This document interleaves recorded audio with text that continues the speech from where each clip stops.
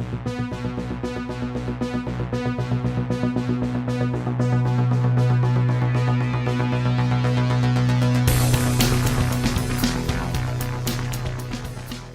were very different in 1936. For a start, you could buy a house for an average price of £550. Mind you, the average weekly wage was the equivalent of just £3.75. The UK had a Tory Prime Minister, Stanley Baldwin, while across the Atlantic, the American President was Franklin D. Roosevelt. In Europe, the Soviet Union, mainly Russia, was led by Joseph Stalin, and his actual title was General Secretary of the Central Committee of the Union of Soviet Socialist Republics. Communists always have the best job titles. Italy was led by Benito Mussolini, a fascist, as was Germany, where the democratically elected Chancellor was Adolf Hitler, a man who, within 3 years, would plunge the entire world into a catastrophic war. The year 1936 saw the death of the British King George V, who was replaced by Edward VIII, but he lasted only a few months before abdicating so he could marry his twice-divorced American lover, Wallis Simpson.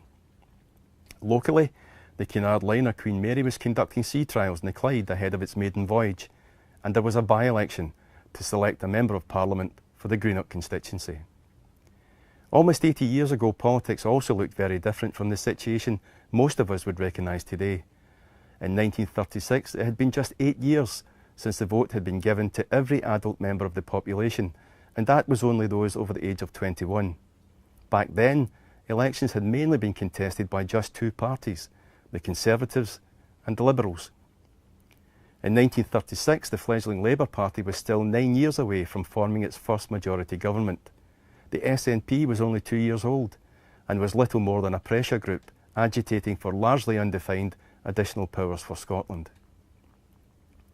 Except for a brief period in the early 1900s when a Unionist Party candidate won the seat, Greenock had been represented by Liberal MPs since 1832, and by 1936 the by-election was caused by the death of the sitting Liberal National MP, Sir Godfrey Collins.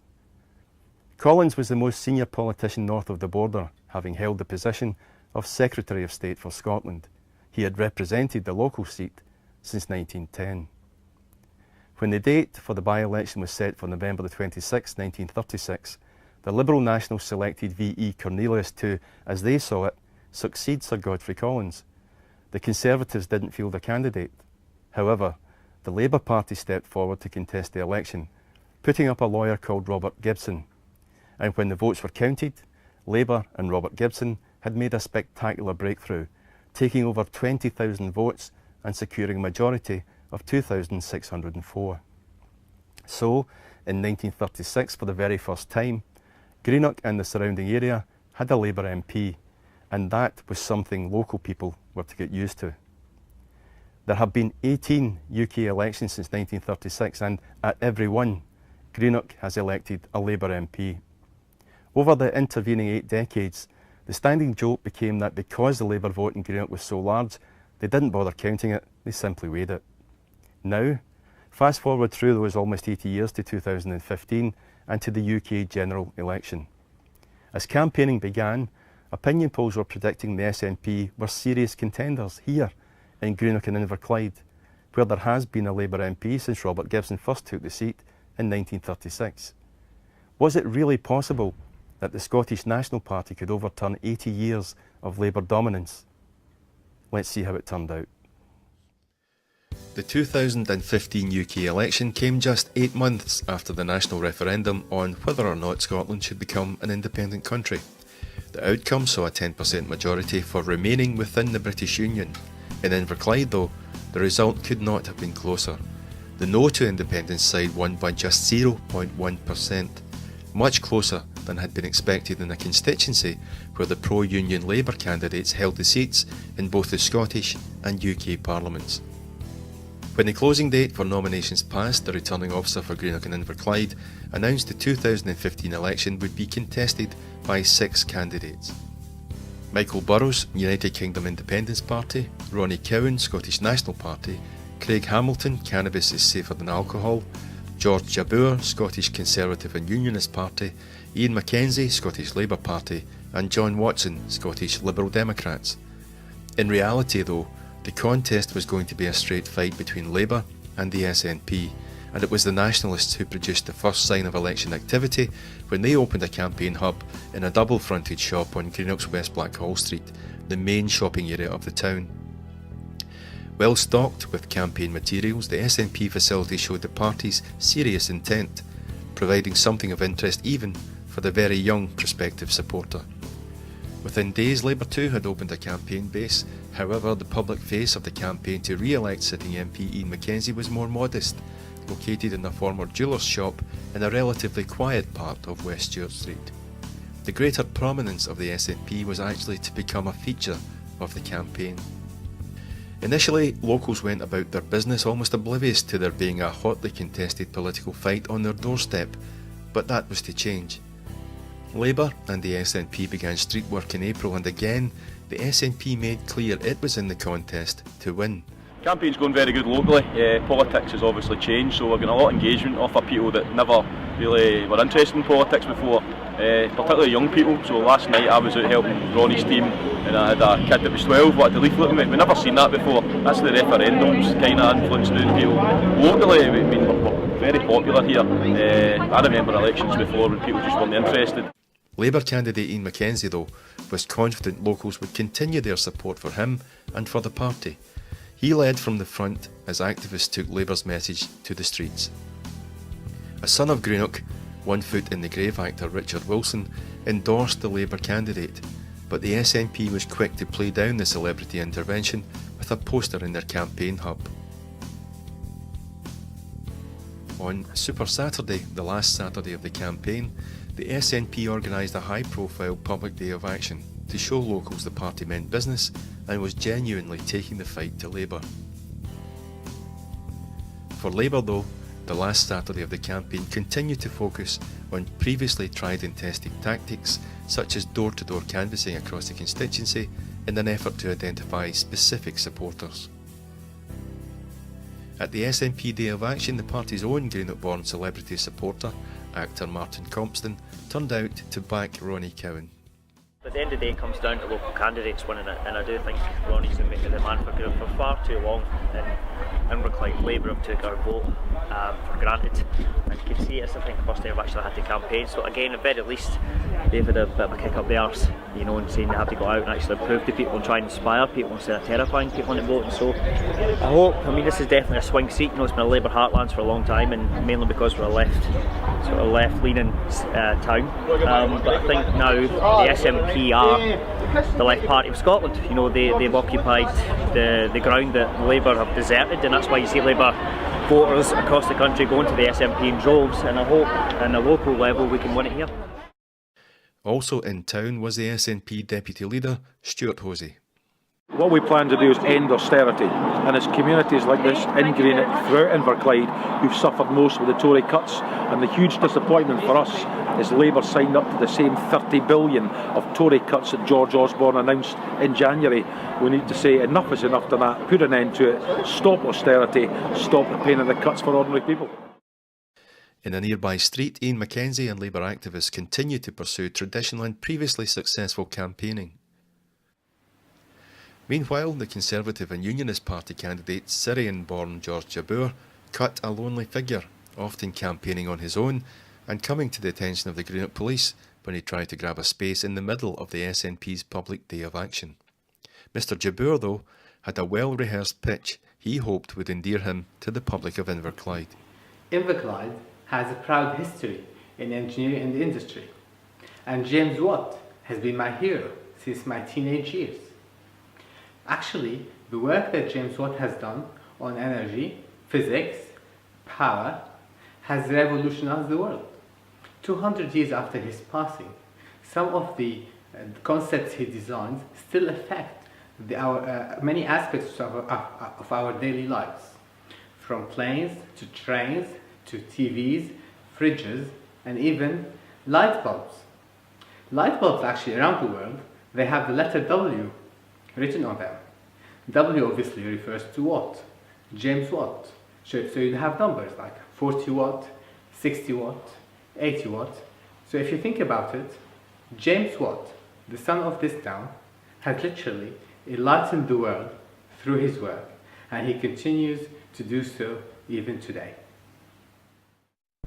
Entering the final week of the campaign, life in Inverclyde continued pretty much as normal, but sensational opinion polls began predicting the Scottish National Party could be in line for a landslide victory across Scotland, with Inverclyde, a Labour seat for 80 years, looking like it could fall to the SNP.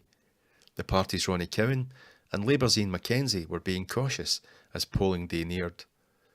Well, street canvassing is incredibly positive, but you'd think that we've got SNP banner where people are drawn to it. Door-to-door canvassing is a bit tougher, but we're getting terrific results on it. But when you see it out in the street, it's an amazing number of people who just want to engage. It's a strange thing for me being the candidate, sorry, the complete strangers want to engage me in a conversation. And they don't always want to talk about politics, they just want to talk to you. And it's a great feeling, genuinely feeling a lot of camaraderie, warmth, but involvement from people. The days when people didn't want to get involved in politics seem to be sliding away, so more and more people want to engage you in that conversation. And that's ultimately what we're trying to do. Terrific team around me, we're doing all the right things, but we take nothing for granted. It's very busy indeed. We're out about 3 times a day knocking doors. We have a telephone canvass going as well, so it's quite a buzz of activity at the moment. So we are wishing for better weather, of course, but it's not stopping us because we're out again this morning in the rain. So yeah, very busy. On the doorstep canvassing, we're going around. There's quite a mixture. We are still seeing a lot of people, even now, still undecided how they're going to vote. So call it if you dare. But the SNP had one last very high-profile campaign activity before the people of Inverclyde headed to the polling booths.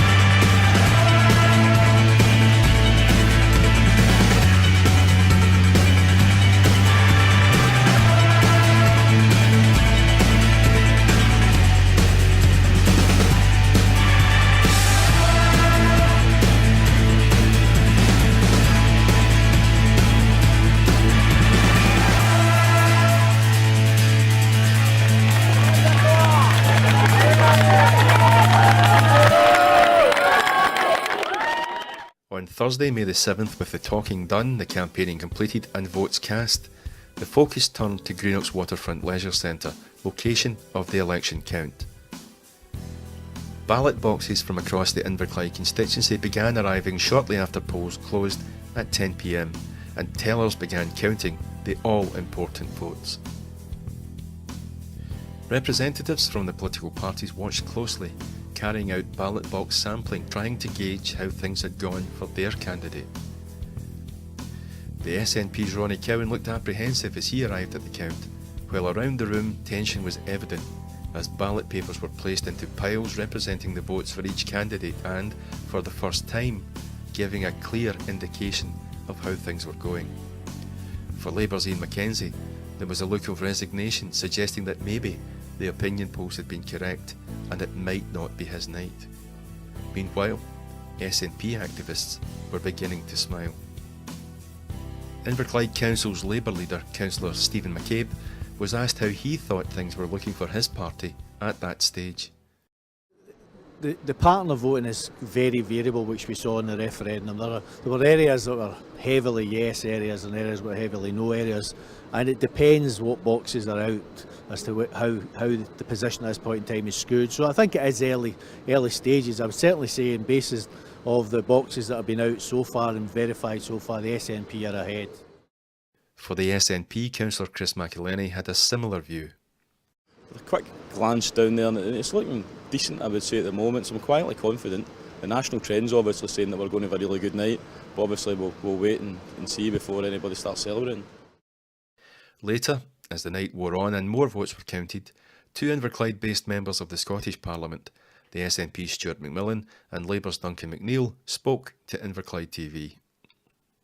I've been delighted with what I have seen so far, and I'm delighted to see that the bundles of votes piling up for Ronnie Cowan. It's a very, very bad night for Labour across Scotland tonight, as widely predicted. We were hoping that those predictions weren't true. We fought a good campaign locally, and it looks like we retained our core vote, but we never moved beyond that. And here in Inverclyde, how are things looking? Well, they're not looking very good. I think it looks like we're going to follow the pattern of the rest of Scotland. Election agents were called forward to scrutinise spoiled ballots, that's the papers, where the intention of voters wasn't clear or had been marked in error, such as voting for more than one candidate. Then, shortly before 3 a.m. on the morning of Thursday, May the 8th, the outcome of the UK election in Inverclyde was announced. Ladies and gentlemen, can I have your attention please? I, John Mundell, returning officer for the Inverclyde County constituency, declare that the total number of votes cast across Inverclyde County constituency at the UK parliamentary election on the 7th of May 2015 was 44,659 votes. The total number of ballot papers rejected was 52. The ballot papers rejected were for the following reasons. Rejected because they did not bear the official mark at 0. Rejected because the votes were given for more than one candidate, 8. Rejected because there was something written or marked on the ballot paper by which the voter could be identified, 3. Rejected because they were unmarked or void for uncertainty, 41. I, John Mundell, returning officer for Inverclyde County constituency, also declare that the total number of votes given to each candidate was as follows. Burrows Michael, UK Independence Party, UKIP, 715. Cowan Ronnie, Scottish National Party, SNP, 24,000.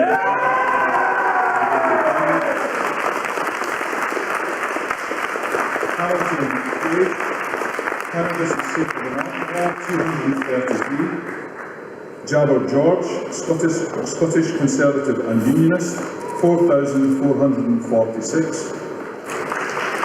Mackenzie Ian, Scottish Labour Party, 13,522. Watson John, Scottish Liberal Democrats, 1,106. Therefore, I give public notice that Ronnie Cowan of the Scottish National Party, SNP, is duly elected as a Member of Parliament for Inverclyde County constituency.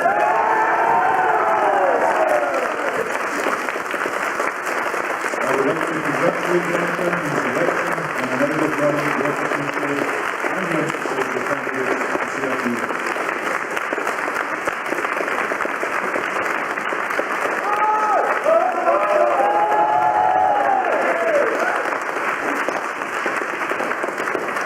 My thanks to the returning officer, the thanks to all the people that manned the polling stations throughout this long day, and everyone here tonight at the count. Inverclyde, as we know, is a major road that runs past it, up to Glasgow, down to North Ayrshire. We have 2 railway lines from Rose Bay, from Gourock to the heart of the city. We have a river that runs by us. We have 2 international airports on either side of us. We have a ready and willing workforce. If you want to expand, locate your business, Inverclyde is now open for business. In tonight's business, the matter at hand, my thanks to my team that have worked so hard, for their intelligence and their integrity, for their wit and their wisdom. We acknowledge that we would not have had this opportunity if it had not been for all the people that kept the dream alive in the 1960s and the 70s and up to the present day. So tonight in Inverclyde, I accept this historic SNP victory for all the campaigns past in the name of all the campaigners sadly passed on.